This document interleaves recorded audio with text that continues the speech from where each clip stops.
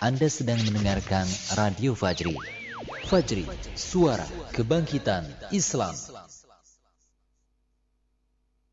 اصبر فإنك يا أسير شمس تدور لها الزهور متقدم رغم القيود ورائد رغم الصخور اصبر فإنك يا أسير شمس تدور لها الزهور متقدم رغم القيود ورائد رغم الصخور أنت الأبي وأنت في زمن العمالة كالسعير أنت الهمام تقود في سجن الخيانات الصقور أنت Bismillah, Assalamualaikum warahmatullahi wabarakatuh. Alhamdulillah, wassalatu wassalamu ala rasulillah. La hawla wa la quwata illa billah, amma ba'd. 99.3 Fajri FM, suara kebangkitan Islam. Belajar Islam jadi lebih mudah. Pendengar yang berbahagia, dimanapun saat ini Anda berada, selamat pagi ya. Bagaimana kabar Anda di kesempatan pagi menjelang siang kali ini? Mudah-mudahan tentunya kami selalu berharap ya Anda beserta keluarga selalu diberikan kesehatan oleh Allah Subhanahu wa taala, selalu berada dalam kondisi yang terbaik, selalu berada dalam keberkahan, dan juga mudah-mudahan masih dalam suasana kegembiraan ya. Karena alhamdulillah kita saat ini dalam suasana Lebaran Idul Adha 1441 Hijriah.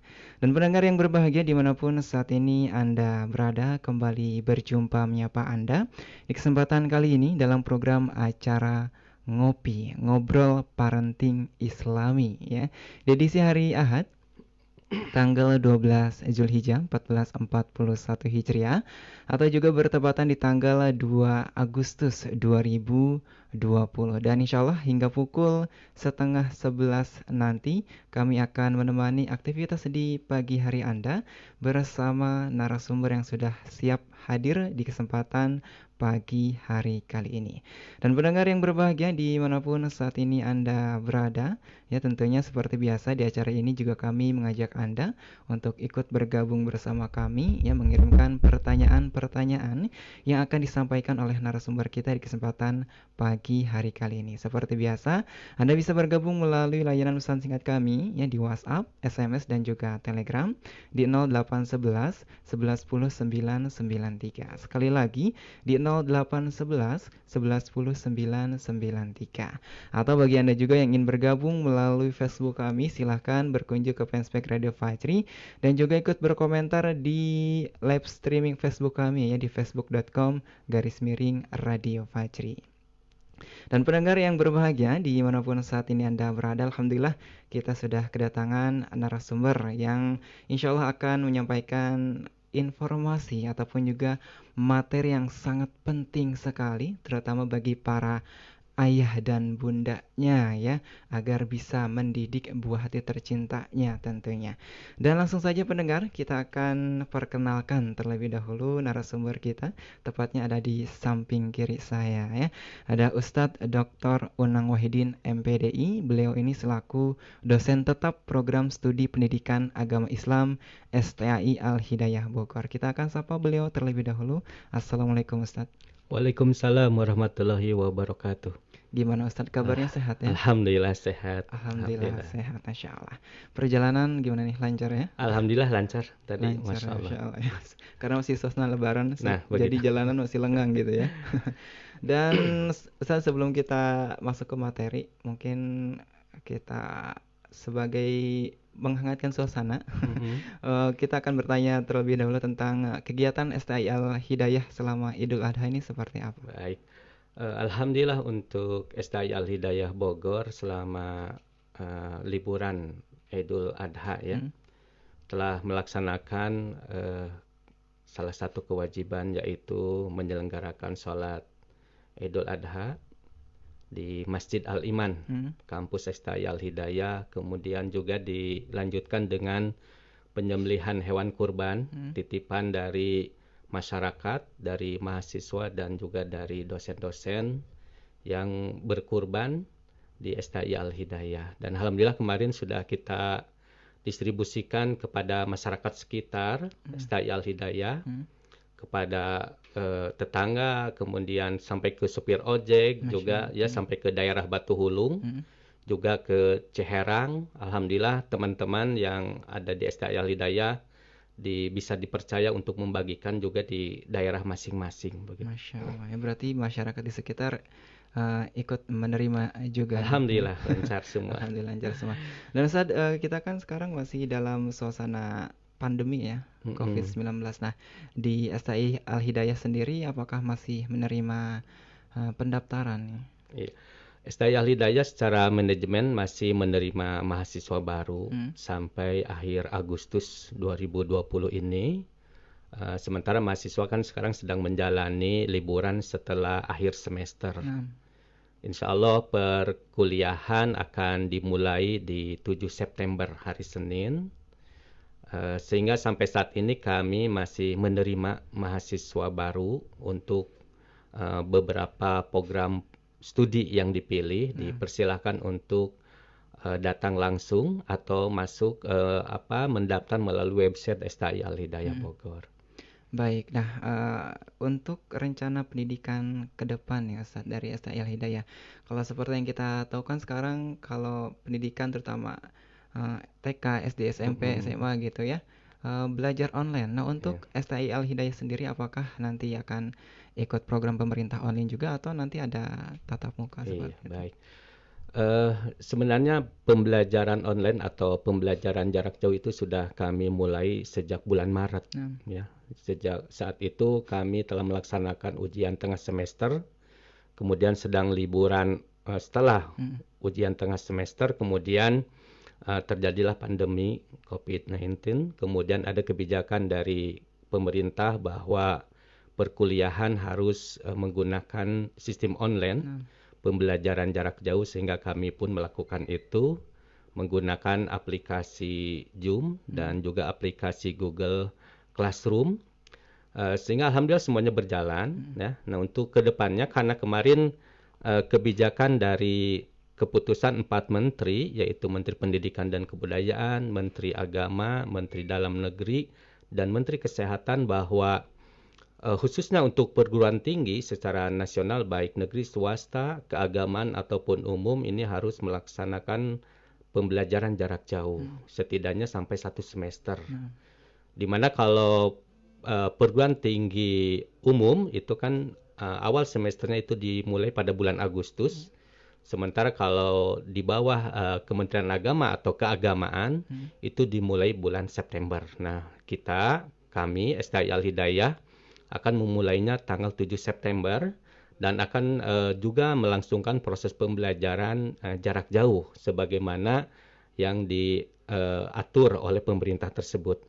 Nah, sistem aplikasi yang akan digunakan adalah Google Meet, juga didukung oleh Google Classroom, juga aplikasi-aplikasi yang lain di mana supaya mahasiswa bisa lebih banyak mendapatkan informasi melalui aplikasi-aplikasi tersebut. Sehingga mudah-mudahan ini berjalan dan ini pun sudah kami sosialisasikan, kami sudah mempersiapkan diri terutama bagi dosen, sudah diadakan pelatihan beberapa kali, kemudian dosen-dosen di setiap program studi pun sudah mencoba ya, uji coba, kemudian juga sudah rapat melalui Google Meet dan juga sudah sosialisasi kepada mahasiswa setiap program studi dan sudah uji coba.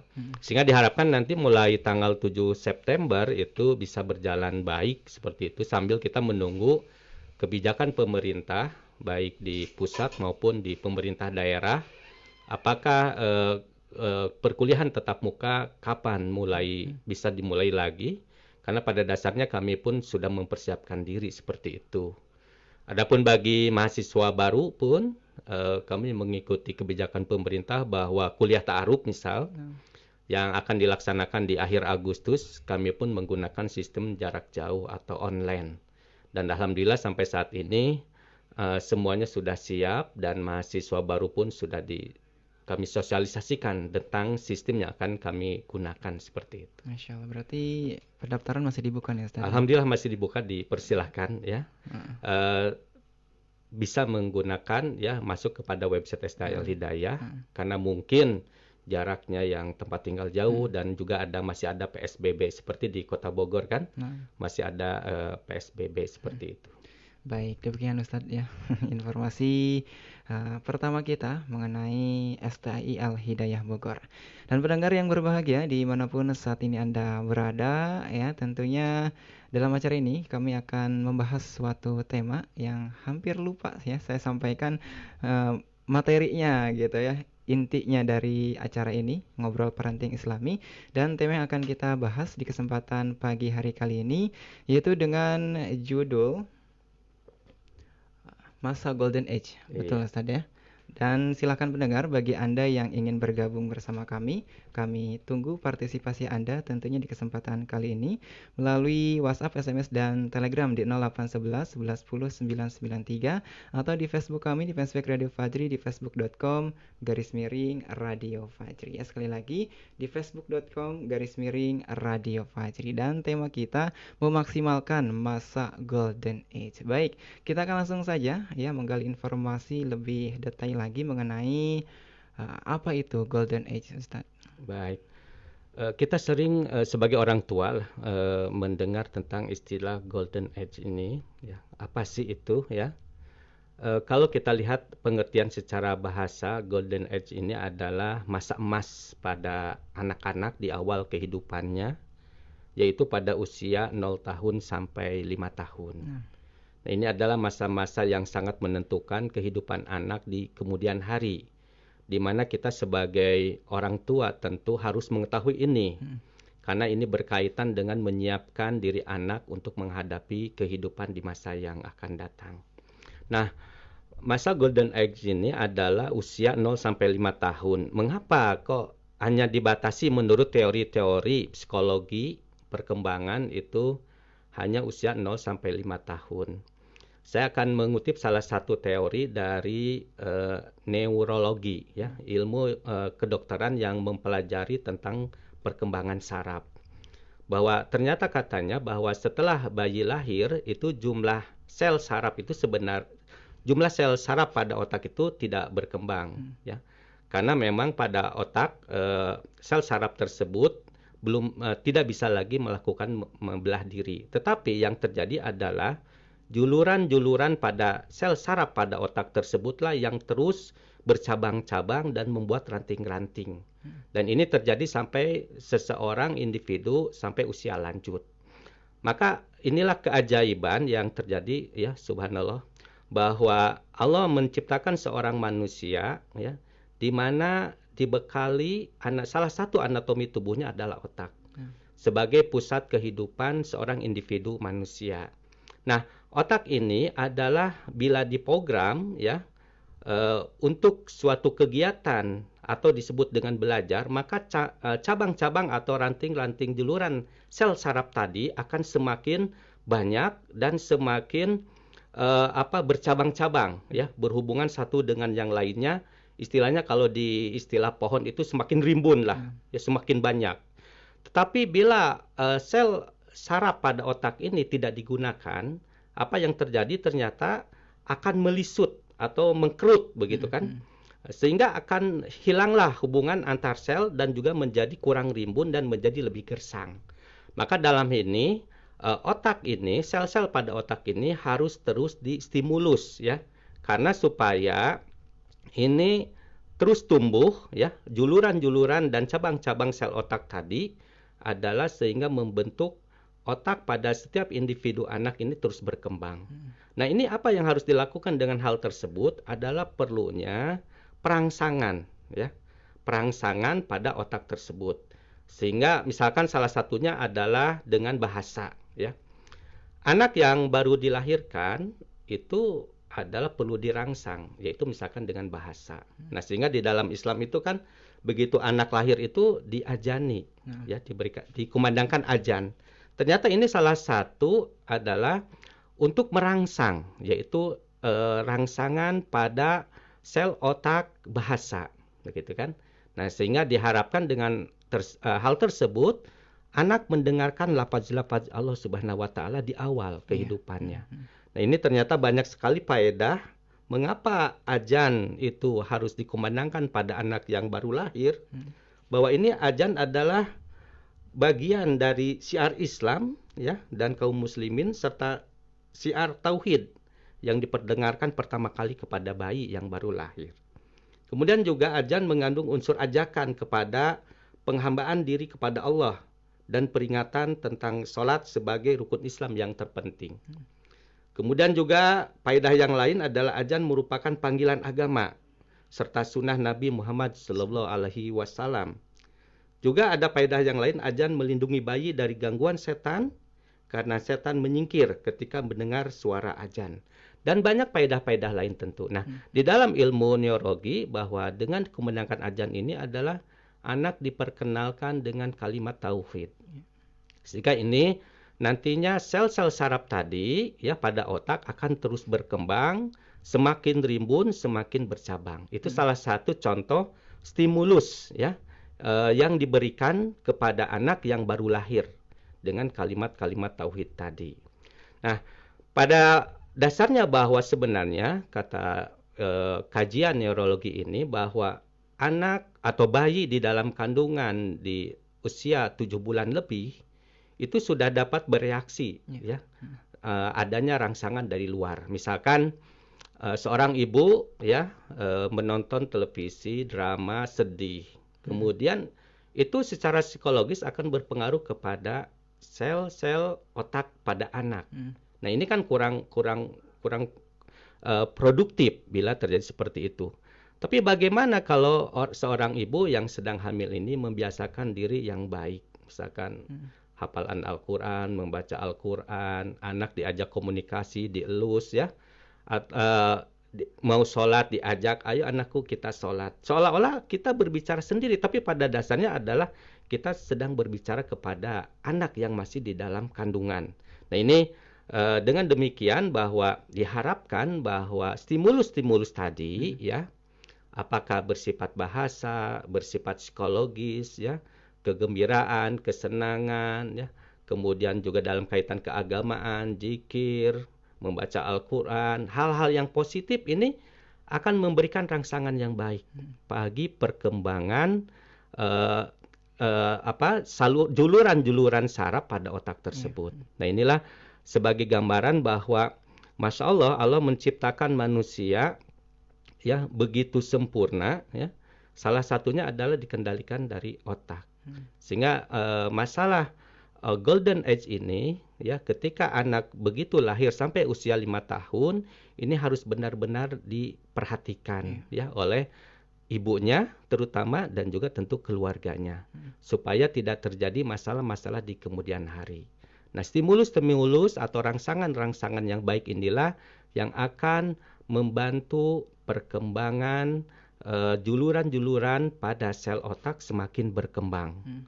Jangankan pada bayi, kalau kita saja orang dewasa, otak kita tidak digunakan, ya. Itu lama kelamaan daya pikir kita, daya analisis kita, daya intelektual kita akan semakin menurun. Ya. Maka walaupun kita sudah dewasa seperti saat ini, otak itu harus terus digunakan, berpikir, ya dalam istilah umumnya belajar lah, ya. Minimal apa? Membaca gitu kan. Membaca Al-Quran, membaca buku-buku yang baik, mendengarkan murotal Al-Quran, itu adalah untuk mempertahankan ya juluran-juluran pada sel otak itu semakin berkembang. Karena kalau tidak digunakan, ya maka kita otak-otak kita, jaringan pada juluran otak tersebut akan semakin melisut atau mengkerut lah, ya, tidak berkembang, tidak berfungsi. Nah, istilahnya kalau di dalam salah satu penyakit itu adalah pikun. Ini salah satu hal, ya. Maka orang-orang yang biasanya dia selalu belajar, ya, minimal dengan membaca itu, maka kepikunan bisa dihindari seperti itu. Baik, Ustadz, ya. Dan tadi kan disampaikan bahwa pendidikan Golden Age ini bisa dilakukan pas ketika di awal kehamilan ya, di masa kandungan terutama di 7 bulan. Berarti dalam usia kandungan 7 bulan tuh bayi sudah mulai menerima stimulus dari para orang tuanya gitu. Betul ya. Jadi di sana pun bayi sudah mulai bisa merespon ya. Di sanalah pembentukan otak. Makanya seorang ibu dalam hal ini harus memperhatikan ya kondisi seperti itu, harus menyadari. Makanya sebelum pernikahan itu harus juga mempersiapkan diri. Ada istilahnya adalah pendidikan pranikah begitu ya. Karena dengan pernikahan itu apa yang akan selanjutnya seperti itu. Bukan hanya sekedar memenuhi kebutuhan biologis, tapi adalah untuk melahirkan generasi yang lebih baik di masa yang akan datang. Maka harus banyak belajar, gitu kan? Bagaimana tentang kesehatan, ya, bagaimana tentang mengurus janin di dalam rahim, bagaimana nanti mengurus bayi ketika lahir, ya, bagaimana mengendalikan emosi, ya, bagaimana apa yang harus dilakukan ketika sedang hamil dan lain sebagainya. Sehingga sebaiknya pasangan pasutri itu suami istri harus dia mampu menyiapkan diri, ya, sebelum dia melakukan misalkan menjalani masa-masa pernikahan tersebut, agar nanti keturunan yang akan dilahirkan itu lebih baik di masa yang akan datang. Jadi harus belajar lah istilahnya gitu ya. Banyak hal yang harus kita pelajari seperti itu. Masya Allah. Berarti bukan hanya semangat produksinya aja Ustaz. Begitu. Gitu ya. Dan tadi kan disampaikan di usia 0 sampai 5 tahun itu kan stimulusnya melalui bahasa Ustaz ya. Salah satunya. Salah satunya. Ada nggak selain dari bahasa itu sendiri? Misalkan gerakan ya, lusan ya. Misalkan ayahnya mau berangkat kerja, dielus dulu ya. Di perut bayi itu perut istrinya begitu dielus. Abi mau berangkat kerja gitu kan. Kamu baik-baik ya atau apalah istilah seperti itu. Itu secara pertama ada berpengaruh kepada istrinya bahwa ada ketenangan. Ketenangan itu akan mempengaruhi psikologi anak yang ada di dalam janin ya. Kemudian juga kalau kita ada tekan sedikit aja itu bergerak gitu kan. Istilah ibu itu sering bergerak. Ini adalah respon terhadap stimulus yang terjadi ya. Seperti itu. Jadi banyak hal lah yang bisa dilakukan ya. Salah satunya seperti tadi adalah stimulus gerak, stimulus bahasa ya. Kemudian juga stimulus-stimulus yang memang bisa membangun perkembangan juluran-juluran pada sel otak anak yang ada dalam kandungan tersebut. Baik Ustaz. Nah, untuk pola pengasuhan anak itu sendiri di masa tumbuh kembang anak ya, di masa golden age ini apa yang harus dilakukan oleh para orang tua? Nah, asuhan pada anak usia dini ya tadi misalkan di masa golden age yaitu 0 sampai 5 tahun ini atau sering disebut istilahnya itu adalah adituka ya. Asuhan dini tumbuh kembang anak. Ini istilah yang sudah mafhum di kalangan pendidik terutama ya. Ini adalah kita sebagai orang tua mengintervensi perhatian ya yang perlu kita lakukan terhadap anak. Sehingga kita harus melihatnya secara holistik, secara komprehensif, tidak parsial satu-satu ya. Tapi bagaimana kita berusaha untuk komprehensif di dalam melakukan perhatian kepada anak yang sedang menjalani masa tumbuh kembang. Yang pertama adalah bahwa perkembangan fisik ini adalah melalui perhatian kesehatan dan gizi. Jadi seorang anak harus diperhatikan fisiknya, perkembangan fisiknya. Tentu perkembangan fisik ini sangat berkaitan dengan perhatian kesehatan dan gizi. Maka sudah satu kewajaran bila kesehatannya diperiksa, begitu kan? Kemudian diperhatikan, makanan-makanan yang bergizi pun diberikan. Ini dalam rangka untuk mendukung perkembangan fisik anak. Kemudian yang kedua adalah perkembangan mental. Ya. Perkembangan mental ini melalui pendidikan dan stimulasi. Anak pada usia 0 sampai 5 tahun itu memang lebih mengandalkan sistem pendidikan yang dilakukan di rumah. Atau istilah dalam undang-undang sistem pendidikannya adalah pendidikan informal, di mana keluarga bapak ibu ini adalah satu lembaga yang melaksanakan pendidikan yang pertama. Mengapa disebut pertama ya karena anak begitu lahir ke dunia itu yang pertama kali melangsungkan pendidikan adalah orang tuanya ya ibu dan bapak seperti itu. Dan juga yang utama karena sebelum lembaga-lembaga pendidikan yang lain yang menyelenggarakan pendidikan, itu yang utama itu adalah orang tua. Jadi pada dasarnya orang tua itu tidak bisa terlepas dengan kewajiban mendidik anak. Ya. Karena dulu sejak menurut sejarah bahwa sebelum adanya lembaga-lembaga pendidikan yang lain seperti sekarang sekolah madrasah, itu pendidikan itu sangat tergantung kepada orang tuanya. Ya, kemudian waktu berlanjut, kebutuhan, tantangan lain sebagainya sehingga membutuhkan peran orang tua pada bidang yang lain. Sementara pendidikan bagi anak diserahkan kepada lembaga yang lain. Maka saat itulah terbentuk yang namanya sekolah atau madrasah. Tetapi dengan demikian bukan berarti bahwa orang tua lepas tanggung jawab terhadap proses pendidikan. Tetap sampai kapanpun orang tua harus melangsungkan proses pendidikan. Tidak hanya karena ada lembaga pendidikan yang sudah kita membayar sekian juta dan lain sebagainya, kemudian kita menyerahkan sepenuhnya. Oh tidak, ya. Tapi tetap harus di dalam rumah pun orang tua adalah sebagai pendidik pertama dan utama, ya. Sehingga dalam hal ini itu harus terpenuhi. Nah, dan itu pun sudah diakomodir oleh sistem pendidikan nasional di Indonesia adalah jalur pendidikan informal, yaitu pendidikan yang dilangsungkan di dalam keluarga. Kemudian ada juga pendidikan formal, pendidikan yang dilangsungkan oleh persekolahan, lembaga pendidikan. Juga ada lembaga non-formal, lembaga-lembaga di masyarakat yang menyelenggarakan pendidikan.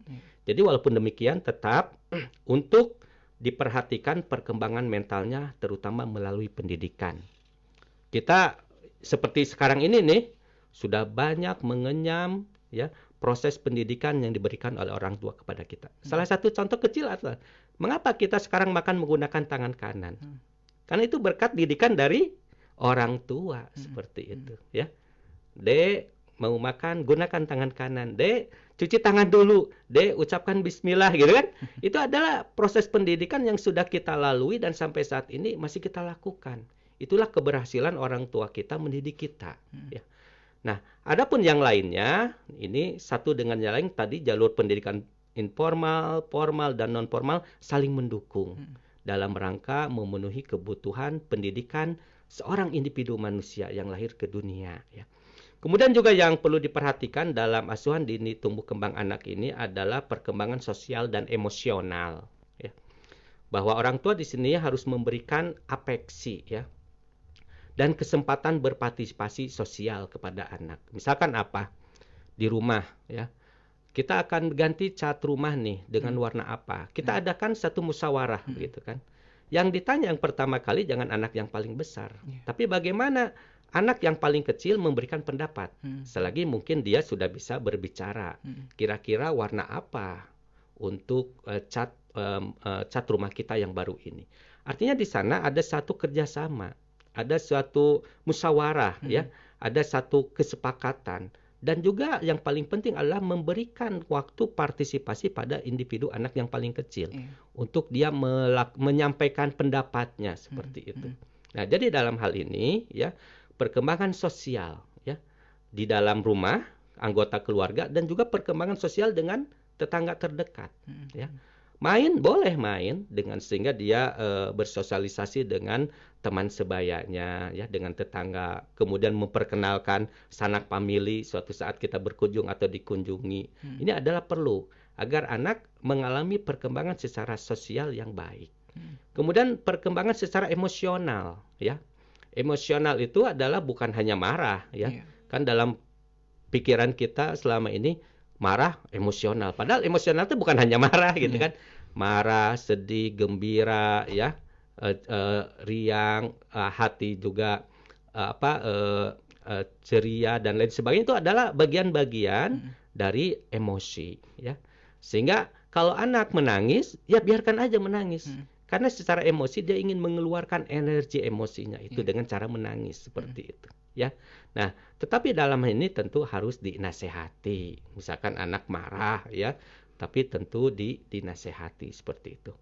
Kemudian juga yang perlu diperhatikan adalah perkembangan spiritual. Nah, ini yang paling penting juga menjadi dasar bagi anak untuk kehidupannya di masa yang akan datang. Ya, adalah kaitan dengan ajaran-ajaran agama yang diyakini ya di mana anak tersebut dibesarkan. Kita sebagai keluarga muslim ya, tentu kita harus memperhatikan perkembangan spiritual anak ya. mengajarkan kalimat tauhid, ya, mengucapkan kalimat tauhid, la ilaha illallah, itu sudah jadi dasar bagi perkembangan anak secara spiritual. Mengapa kita harus mengucapkan la ilaha illallah atau 2 kalimat syahadat? Itu harus kita berikan penjelasan kepada anak. Anak dilibatkan di dalam kegiatan ajaran agama, sholat misalkan, ya, belajar puasa, kemudian juga belajar misalkan berinfak, ya. Kalau misalkan dibawa ke masjid Jumatan, dibelajarkan nih uang masukkan ke kontak infak, gitu kan. Itu adalah dalam memperhatikan perkembangan spiritual. Jadi dalam hal ini usia 0 sampai 5 tahun ini adalah masa-masa yang sangat kritis, ya, yang harus diperhatikan oleh orang tua. Sehingga tadi baik perkembangan fisiknya, perkembangan mentalnya, perkembangan sosial dan emosional, juga perkembangan spiritualnya, ini ada keseimbangan, ya, pada diri anak, sehingga ini akan bermanfaat dalam kehidupan anak di masa yang akan datang. Sehingga dalam hal ini seorang ibu atau bapak, ya, ini harus bekerja sama, ya, bekerja bersama-sama bagaimana agar anak yang dilahirkan itu adalah lebih baik, ya, untuk generasi yang akan datang. Nah, ini perlu diperhatikan oleh setiap pasutri atau pasangan suami istri. Apalagi kalau misalkan ada anak pertama biasanya lebih perhatian, anak kedua mulai sibuk, anak ketiga, keempat, kelima, keenam dan seterusnya. Ini memang ada resiko-resiko tertentu, ya. Terutama adalah kesibukan yang dialami oleh seorang ibu. Tapi tetap, ya, semua anak adalah perlu diperhatikan dari perkembangan-perkembangan yang tadi saya sebutkan. Baik, berarti harus dilakukan pendampingan ya saja dari usia 0 sampai 5 tahun ini. Betul, terutama adalah seorang ibu. Maka ada resiko-resiko tertentu kalau ibunya yang berkarir, ya. Ini ada resiko tertentu bagi perkembangan anak di kemudian hari. Kan biasanya ibu yang berkarir mungkin dalam masa menyusui 0 sampai 2 tahun, ya, masih di rumah gitu. Tetapi mungkin usia 3 tahun ke atas diserahkan kepada pihak lain. Nah, pihak yang lain ini pun harus bisa menjalankan fungsi orang tua atau fungsi ibu tadi yang menggantikan seperti itu. Karena mungkin ibunya berkarir, gitu kan. Tapi bagi ibu yang tidak berkarir, artinya ada di rumah, ini adalah masa-masa yang sangat penting, ya, sangat kritis. Di mana usia 0 sampai 5 tahun ini ternyata sangat menentukan untuk kehidupan anak kita di masa yang akan datang. Seperti itu. Baik, demikian Ustadz, terima kasih atas informasi di sesi pertama, ya, mengenai tema kita di kesempatan pagi hari kali ini, yaitu memaksimalkan masa Golden Age. Ya, silahkan pendengar, bagi Anda yang ingin bergabung bersama kami, yang memiliki pertanyaan seputar tema kita, langsung saja dikirimkan melalui layanan pesan singkat kami di WhatsApp, SMS, dan Telegram di 0811 11 10 993, 0811 11 10 993, atau bagi Anda juga yang ingin bergabung bersama kami melalui live Facebook kami, silakan berkunjung ke fanspage Radio Fajri di facebook.com/Radio Fajri.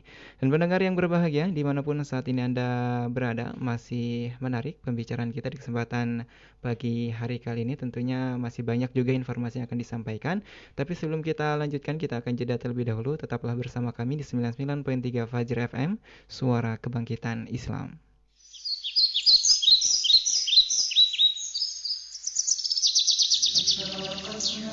Pendengar yang berbahagia, untuk memperbaharui data pendengar aktif Radio Fajri, kami dari manajemen Radio Fajri menghimbau kepada Anda para pendengar setia untuk segera mengirimkan data diri Anda dengan format ketik nama, tanda pagar kecamatan, tanda pagar kota, tanda pagar tahun Anda mulai mendengarkan Radio Fajri.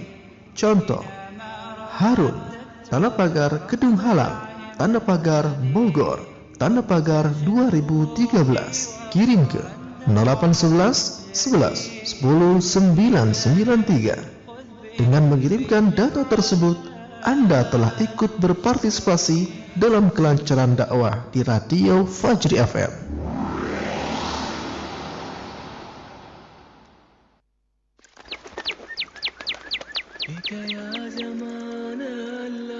Pendengar, salah satu tujuan Nabi Muhammad SAW diutus ke dunia ini adalah untuk menyempurnakan akhlak.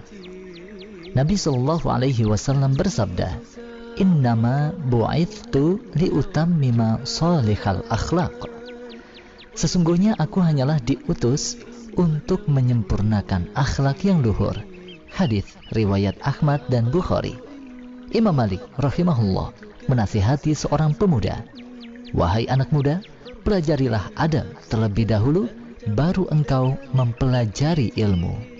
Melihat besarnya keutamaan adab dan juga akhlak, tentu kita ingin memiliki adab dan akhlak yang terbaik.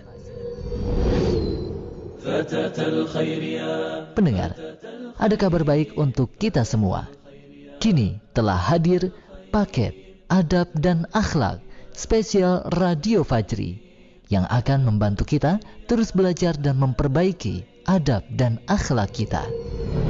Paket adab dan akhlak spesial Radio Fajri berisi 1 buah flash disk berisi ratusan audio ceramah Islam pemateri Radio Fajri tentang adab dan juga akhlak. Juga dilengkapi dengan 1 buah buku hardcover setebal 408 halaman menjelaskan tentang adab dan juga akhlak berdasarkan dalil dari Al-Quran maupun As-Sunnah. Maka lengkaplah sudah dengan buku Anda membaca, dengan audio ceramah Anda mendengarkan untuk terus belajar memperbaiki adab dan akhlak. Pendengar, segera miliki paket adab dan akhlak spesial Radio Fajri. Baca dan bagikan kepada orang yang Anda cintai. Info pemesanan hubungi 0857 993 993 98 0857 993 993 98. يا أملا تنير مسير دعوتنا وتوقيد مشعل الإيمان كي تنجو بأمتنا. Murnikan pengetahuan Islam Anda dengan selalu mendengar Radio Fajri. Jadikan Fajri pembimbing Islami keluarga Anda. Sebarkan info media ini dan dapatkan pahala berlimpah. Radio Fajri, suara kebangkitan Islam. اصبر فإنك يا أسير شمس تدور لها الزهور متقدم رغم القيود ورائد رغم الصخور اصبر فإنك يا أسير شمس تدور لها الزهور متقدم رغم القيود ورائد رغم الصخور أنت الأبي وأنت في زمن العمالة كالسعير أنت الهمام تقود في سجن الخيانات الصخور. 99.3 Fajri FM, suara kebangkitan Islam, belajar Islam jadi lebih mudah.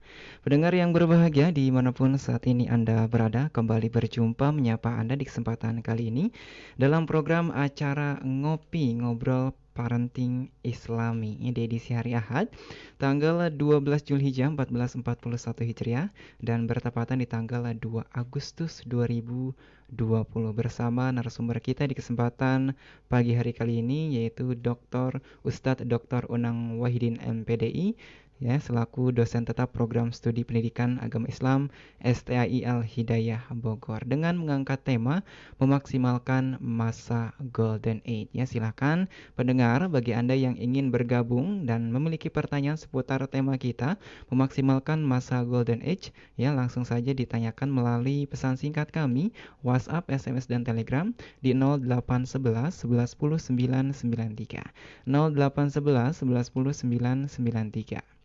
Ataupun Anda juga bisa ikut bergabung melalui streaming kami ya, melalui live Facebook kami ya di facebook.com/Radio Fajri. Silakan Anda bisa berkomentar dan mengirimkan pertanyaannya. Dan pendengar yang berbahagia dimanapun saat ini Anda berada ya, kita akan lanjutkan kembali perbincangan kita bersama narasumber di kesempatan pagi hari kali ini ya. Kita akan langsung saja bacakan pertanyaan dari pendengar Radio Fajri yang sudah masuk ke meja redaksi kami. Ada dari Bu Sari di Jagakarsa. Assalamualaikum warahmatullahi wabarakatuh. Waalaikumsalam warahmatullahi wabarakatuh. Anak saya tinggal di luar negeri, ya, insya Allah berencana punya anak kembar di tahun 2021. Nah, bagaimana mempersiapkan secara mental ya serta fisik jika masa mengandung dan si anak sudah lahir? Suami warga negara asing, katanya mu'alaf, tapi belum taat dalam hal ibadah. Ini mohon sarannya jika suatu hari saya mengunjungi anak yang saya yang di luar negeri. Terima kasih. Baik, terima kasih. Saya ucapkan selamat. Mudah-mudahan ini akan lancar proses melahirkannya. Juga ibunya dan juga anak yang dilahirkannya adalah sehat walafiat. Pada dasarnya bahwa seorang ibu harus mempersiapkan diri dengan kelahiran anak yang akan dilahirkannya tersebut, ya. Adalah persiapan mental, ya, juga persiapan fisik, ya, juga tentu perencanaan di mana akan melahirkan, apakah di rumah atau di bidan atau di rumah sakit. Juga adalah persiapan itu ditandai dengan konsultasi kepada ahlinya, misalkan di dokter spesialis kandungan seperti itu. Sehingga kita orang tua, seorang ibu akan mengetahui dan cukup mental kuat mempersiapkan tentang hal itu bila memang ada dukungan. Dukungan ya, seseorang yang paling dekat pada dirinya adalah suami. Ya. Jadi ini dukungan baik perhatian, kemudian juga motivasi, ya. Kemudian mempersiapkan segala sesuatunya. Atau misalkan dari orang tua, calon nenek atau calon kakek gitu kan, juga memberikan motivasi, dukungan, segala sesuatunya juga diperhatikan. Sehingga pada saatnya seorang ibu melahirkan, itu secara fisik dia cukup kuat, menjaga fisik dengan makanan-makanan yang bergizi begitu kan. Kan biasanya ada mitos pada seorang perempuan kalau punya anak itu. Yang pertama adalah takut anaknya itu adalah selalu tidur. Pengennya selalu tidur sepanjang malam gitu, supaya tidur dia tidak terganggu. Padahal pada dasarnya hasil penelitian justru anak itu setiap tidur 2-3 jam harus dibangunkan. Mengapa? Dalam rangka untuk disusui dari seorang ibu. Jadi kalau ibu baru melahirkan, kemudian anaknya tidur sepanjang waktu, itu anak tidak baik. Mengapa? Karena kandungan gizi, nutrisi, di mana kan lambung anak kecil, sedikit. Ini anak ini dalam kehidupannya membutuhkan nutrisi yang banyak. Jadi kalau anak tidur sepanjang malam, ini tidak baik. Harusnya dibangunkan setiap 3 jam. Dikasih ASI. Sehingga nutrisi yang dibutuhkan oleh anak dalam pertumbuhan fisiknya itu terpenuhi. Jadi mudah-mudahan anak saya sepanjang malam tidur, saya pun bisa tidur. Nah ini ya. Jadi harusnya diberikan terus per 3 jam adalah ASI. Jadi dibangunkan anak itu sehingga kebutuhan nutrisi dalam tubuh anak itu terpenuhi, ya. Kemudian yang kedua, mitos yang ditakutkan oleh seorang ibu itu adalah takut gemuk, katanya begitu kan setelah melahirkan. Padahal kalau pola menyusui itu adalah rutin, itu bisa membakar kalori sampai 1.500 kalori. Di mana ASI itu diberikan kepada anak seperti itu. Ini mitos-mitos yang sebenarnya di masyarakat ada. Nah, makanya dalam hal ini motivasi pada keluarga-keluarga dekat, apakah suaminya, orang tuanya, sehingga ibu yang akan melahirkan ini secara emosional pun karena adanya dukungan dari keluarga terdekat itu akan siap. Kemudian secara fisik pun akan siap, ya. Nah, secara fisik pun makanan tentu yang dimakan bergizi dan lain sebagainya. Juga persiapannya, ya. Persiapan kalau misalkan melahirkan di rumah sakit, ditangani oleh dokter yang memang ahli dalam bidangnya. Nah, ini adalah persiapan-persiapan yang harus disiapkan oleh seorang ibu yang akan melahirkan. Nah, sehingga dalam hal ini kita sebagai keluarga terdekat dari ibu yang akan melahirkan memberikan dukungan, ya. Memberikan dukungan, nasihat, kemudian motivasi gitu kan. Terutama bagi kita yang keluarga muslim adalah bahwa melahirkan itu sebuah perjuangan bagi seorang ibu gitu kan. kemudian diingatkan untuk banyak berzikir, membaca Al-Quran, itu adalah akan menenangkan hati seorang ibu yang akan melahirkan tersebut, gitu kan. Nah, jadi segala sesuatunya dipersiapkan seperti itu. Baik, terima kasih Ustadz atas Sama-sama. saran dan masukannya. Semoga terjawab ya pertanyaan dari Ibu Sari di Jagakarsa. Dan Ustadz, di usia 0 sampai 5 tahun kan biasanya anak tuh hiperaktif ya. Nah, ya. Nggak bisa diam istilahnya gitu ya, kemana-mana lari-larian gitu. Nah, sebagai orang tua, apa yang harus disalurkan agar energi anak tuh bisa tersalurkan dengan tepat dan baik gitu. Baik, terima kasih. Jadi anak itu ya, terutama adalah usia 0 sampai 5 tahun ini, kalau diibaratkan seperti tabung energi ya, yang menghendaki penyaluran setiap saat ya. Energi anak adalah suatu totalitas kekuatan berkembang yang terpancarkan pada energi fisik ya, energi intelektual, energi emosional ya. Dan bentuk-bentuk energi tersebut bisa berupa, misalkan kita lihat dalam pertumbuhan hasrat ingin tahu. Jadi anak usia 0 sampai 5 tahun itu hasrat ingin tahunya itu sangat tinggi. Ini energi keingintahuan. Maka dalam hal ini seorang ibu atau orang tua harus bisa menjawab pertanyaan anak tersebut. Nah, banyaknya di keluarga kita anak banyak bertanya itu disebut cerewet gitulah. Banyak tanya, udahlah masih kecil tidak usah banyak bertanya. Padahal dalam hal ini adalah proses perkembangan ya. Proses perkembangan otaknya. Maka dalam hal itu sebagai ibu, sebagai orang tua jawab pertanyaan anak tersebut. Ya, sebisa mungkin begitu. Bukan justru membunuh karakter berkaitan dengan pertumbuhan ingin tahu tersebut. Ya. Jadi harus dijawab oleh ibunya, oleh bapaknya, sesibuk apapun begitu. Supaya hasrat ingin tahu ini akan terus tumbuh berkembang. Bahwa kita tahu hasrat keingintahuan adalah suatu sifat kritis, ya, sehingga tidak cukup hanya iya saja. Nah, ini akan menjadi modal bagi anak di kemudian hari bahwa sifat ingin tahu itu ada sebagai modal untuk kritis terhadap segala sesuatu yang terjadi, begitu. Sehingga dia akan berpikir, ya, berpikir tentang sesuatu itu, seperti itu. Yang kedua adalah perkembangan minat. Ya, setiap anak yang dilahirkan ke dunia memiliki minat. Ya. Minat berkaitan dengan pendidikannya, minat berkaitan dengan permainannya, minat terhadap sesuatu, itu harus kita arahkan sebaik-baiknya. Kemudian juga pembentukan karakter. Ya. Karakter dalam hal ini adalah penanaman, ya. Penanaman atau pengembangan karakter-karakter yang baik dari orang tua kepada anak. Maka anak usia 0 sampai 5 tahun ini adalah saat penanaman karakter kepada anak. Nah, siapa? Ya terutama orang tuanya, ya.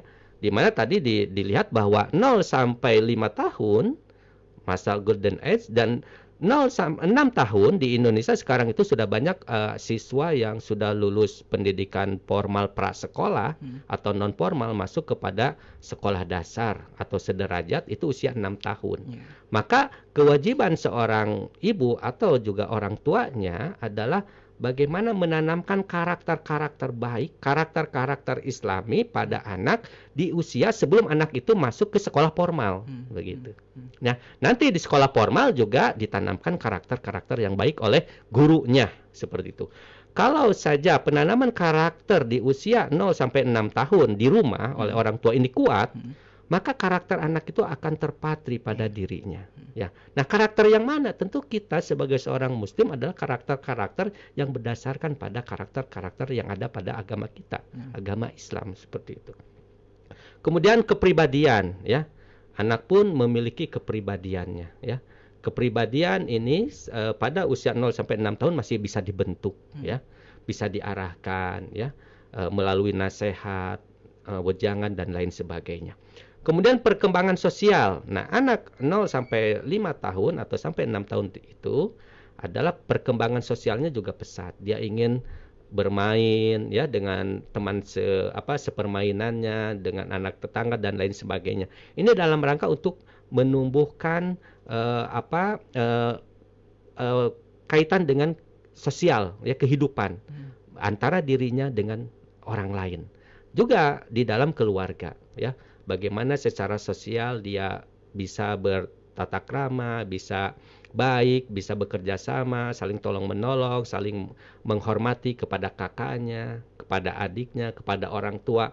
Ini adalah perkembangan sosial. Iya. Kemudian perkembangan otak tadi, ya, di mana tadi bahwa dalam perkembangan otak ini sel-sel di dalam otak tadi kan secara tidak membelah lagi selnya, tetapi adalah juluran-juluran, ya, yang membentang ke sana kemari, ya, yang menimbulkan perkembangan otak itu semakin berkembang. Ini pun harus diperhatikan. Tadi terutama ada kaitan dengan kebutuhan gizi, ya.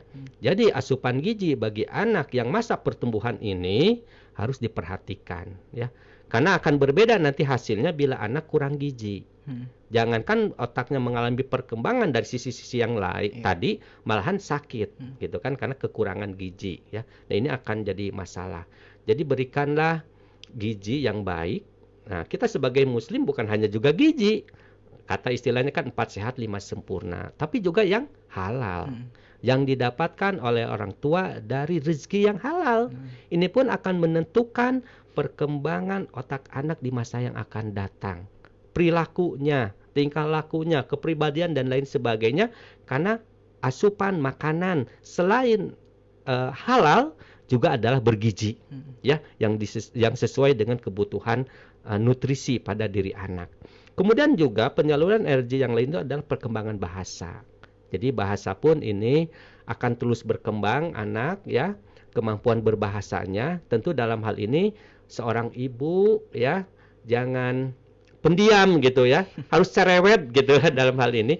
Cerewet dalam artian positif kepada anak, dalam hal untuk mengajak anak-anak terbiasa berbahasa, ya, berbahasa, ya, bicara, terus cara mengucapkan. Kita seringlah melihat orang tua menggendong anak dengan bahasa-bahasa tertentu gitu kan. Nah, bahasa mana? Ya, bahasa yang tentu menjadi budaya yang digunakan di sana. Misalkan kadang istilah sebut bahasa ibu gitu kan. Apakah di rumah menggunakan bahasa Indonesia atau bahasa daerah tertentu.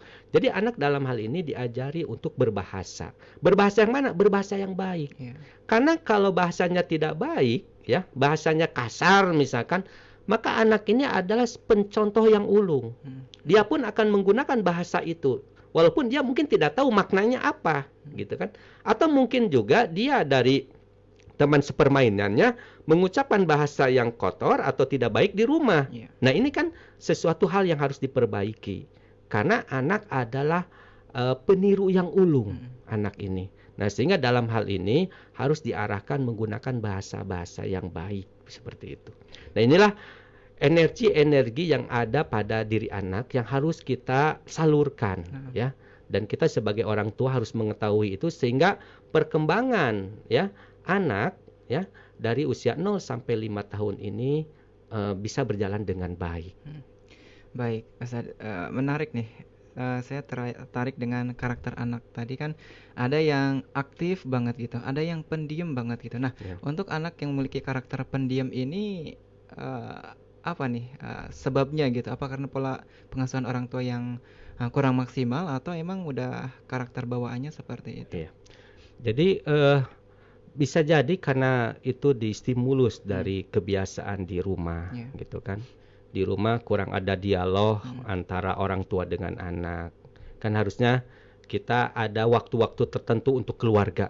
Sesibuk apapun kita sebagai orang tua, tugas yang dibawa ke rumah gitu kan, atau bekerja ya dikerjakan di rumah, tapi tetap ada waktu-waktu terkhusus untuk berdialog dengan anak.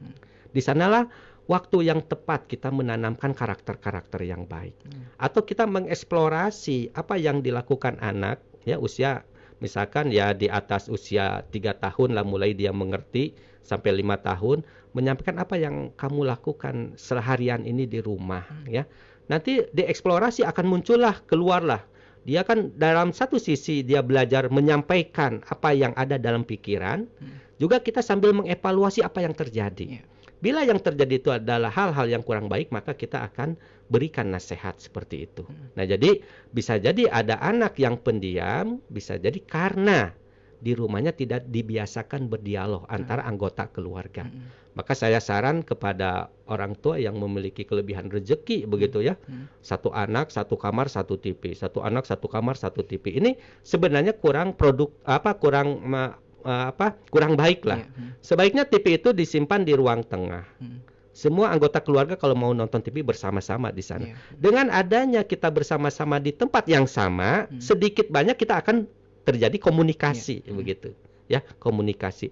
Nah, atau misalkan waktu tertentu makan di meja makan. Dengan adanya kita bertemu misalkan di meja makan, waktu makan bersama, itu kan ada dialog, ada komunikasi. Nah, biasanya masalah-masalah yang timbul itu karena terhambatnya atau tersumbatnya alur komunikasi.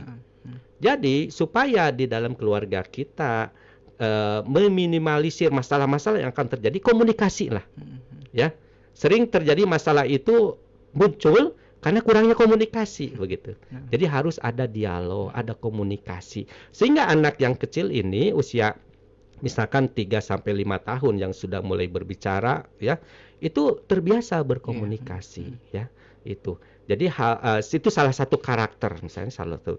Jadi penanaman ya, penanaman kepribadiannya, penanaman sikapnya, penanaman etikanya ya, itu adalah orang tua di rumah sangat memegang peranan yang sangat besar sekali. Baik, demikian ya. Pendengar yang berbahagia dimanapun saat ini Anda berada, tak terasa Ustaz, sudah pukul 10:35. Itu tandanya perjumpaan kita akan segera kami akhiri. Ya, mungkin sebelum kami akhiri Ustaz, ada informasi yang sebagai kesimpulan dari acara ini. Silakan Ustaz. Baik. Di akhir pertemuan kita pagi ini menjelang siang, begitu besar peranan orang tua ya di dalam melahirkan anak untuk kehidupan yang akan datang. Sehingga dalam hal ini sebagai orang tua harus melaksanakan tugas, tanggung jawab, kewajiban yang diamanahkan kepada kita, karena pada dasarnya kita semua orang tua adalah pemimpin. Sehingga kita harus menunaikan amanah tersebut sebagai pemimpin kepada anggota keluarga kita. Salah satunya adalah kepada anak, di mana anak kita ini akan menghadapi sebuah zaman yang tentu akan berbeda dengan zaman kita hidup saat ini. Maka dipersiapkanlah segala sesuatunya. Nah, satu hal yang paling mendasar adalah persiapan dari sisi agama ya. Agama ini akan menjadi dasar, menjadi fondamen bagi kehidupan anak di masa yang akan datang. Pembelajaran keagamaan, ya, pengenalan dan pelaksanaan syariat-syariat agama, baik dilaksanakan di rumah maupun di satuan-satuan pendidikan formal atau non-formal, ini akan menjadi penguat bagi kehidupan anak kita di masa yang akan datang, apapun tantangan yang dihadapinya sesuai dengan keadaan zamannya.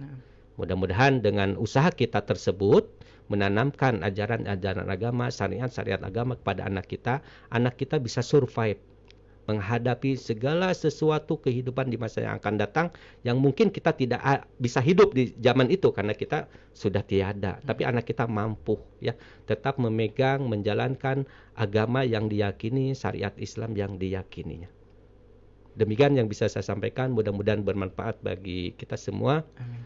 Saya tutup dengan wabillahi taufiq wal hidayah. Wassalamualaikum warahmatullahi wabarakatuh. Waalaikumsalam warahmatullahi wabarakatuh. Syukran jazakallah khair Ustaz atas informasi dan juga materi yang disampaikan kepada kita semua ya mengenai tema memaksimalkan masa Golden Age. Semoga apa yang disampaikan tentunya dapat bermanfaat, bisa dipahami dan mudah-mudahan bisa dipraktekkan khususnya oleh para orang tua yang sedang mendidik putra-putri tercintanya. Amin ya rabbal alamin. Dan pendengar yang berbahagia dimanapun saat ini Anda berada, tak lupa kami mengucapkan terima kasih banyak, syukran jazakallah khair kepada Anda yang telah menyimak siaran kami di kesempatan pagi hari kali ini, dan juga kami mengucapkan mohon maaf ya bagi Anda yang sudah ikut bergabung mengirimkan pesannya, pertanyaannya tapi belum bisa kami sampaikan karena keterbatasan waktu kita di kesempatan kali ini. Mudah-mudahan di kesempatan berikutnya kita bisa bahas kembali materi ini. Amin ya rabbal alamin. Dan pendengar, akhirnya saya Hendy dan juga Ahi Haristian di meja operator pamit undur diri dari ruang dengar Anda. Sampai jumpa di kesempatan berikutnya. Wallahu a'lam. Wassalamualaikum warahmatullahi wabarakatuh.